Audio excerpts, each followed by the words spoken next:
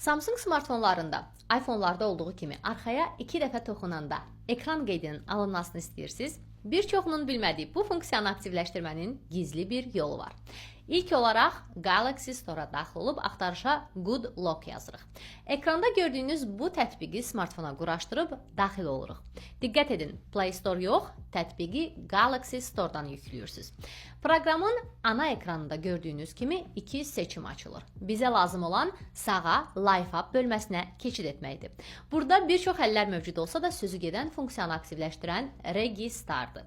Bu əlavəni quraşdırıb açırıq. Aşağıdan Back Tap Action'ı seçib Double Tap'a klikləyirik.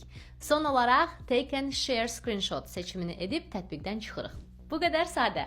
Artıq Samsung smartfonunuzda arxaya 2 dəfə toxunmaq kifayət edir ki, ekranda screenshot qeydə alınsın. Ümid edirəm bu həll işlərinizi sürətləndirər. Odur ki, Azersel'in təqdimatında daha çox texnoloji məlumatlardan xəbər tutmaq üçün bizim kanalı izləməyi unutmayın. Hələlik!